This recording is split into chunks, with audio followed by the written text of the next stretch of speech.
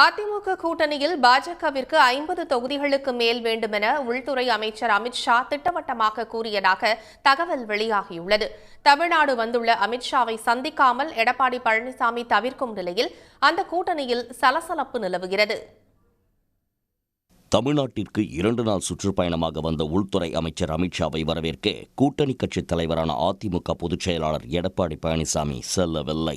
திருச்சி விமான நிலையத்தில் அதிமுக சார்பில் முன்னாள் அமைச்சர்கள் தங்கமணி, விஜயபாஸ்கர், காமராஜ், பரஞ்சோதி ஆகியோர் அமித்ஷாவை வரவேற்றனர். புதுக்கோட்டையில் நடைபெற்ற தமிழ்நாடு பாஜக தலைவர் நயினார் நாகேந்திரனின் பரப்புரை பயண நிறைவு விழாவில் அமித்ஷா பங்கேற்று பேசினார். அந்த கூட்டத்திற்கு அதிமுகவின் முக்கிய நிர்வாகிகளுக்கு அழைப்பு விடுக்கப்பட்டிருந்தும் யாரும் பங்கேற்கவில்லை. கடந்த ஜூலை மாதம் தமிழ்நாடு வந்த பிரதமர் மோடியை தனது பரப்புரை பயணத்தை ஒத்திவைத்துவிட்டு சந்தித்த பழனிசாமி தற்போது பரப்புரையை காரணம் காட்டி அமித்ஷாவை சந்திக்காமல் தவிர்த்துள்ளார். அதிமுகவிடம் அதிக தொகுதிகளை கேட்டு பாஜக நெருக்கடி கொடுப்பதன் காரணமாகவே அமித்ஷாவை சந்திப்பதை எடப்பாடி பழனிசாமி தவிர்ப்பதாக கூறப்படுகிறது. இந்த நிலையில் புதுக்கோட்டை கூட்டம் முடிந்து திருச்சி தனியார் விடுதியில் தங்கிய அமித்ஷா பாஜக நிர்வாகிகளுடன் ஆலோசனை மேற்கொண்டார். அதையடுத்து அதிமுக முன்னாள் அமைச்சர் SP வேலுமணி அமித்ஷாவை சந்தித்து பேசினார். அப்போது தொகுதி பங்கீடு குறித்த பேச்சு எழுந்ததாகவும் பாஜகவிற்கு 50 தொகுதிகளுக்கு மேல் ஒதுக்க வேண்டும் என அமித்ஷா திட்டவட்டமாக கூறியதாகவும் தகவல் வெளியாகியுள்ளது.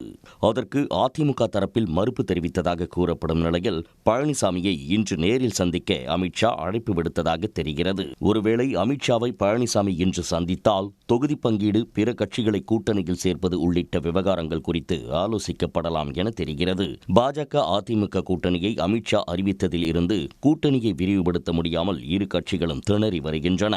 தேமுதிக, பாமக, அமமுக மற்றும் OPS ஆகியோரின் நிலைப்பாடு தெரியாமல் அதிமுக பாஜக கூட்டணி தவிக்கும் சூழலில் தொகுதி பங்கீடு, ஆட்சியில் பங்கு ஆகிய விவகாரங்களிலும் கூட்டணியில் சலசலப்பு நிலவி வருகிறது. உடனுக்குடன் செய்திகளை தெரிந்து கொள்ள சன் நியூஸ் பெல் ஐகானை கிளிக் பண்ணுங்க.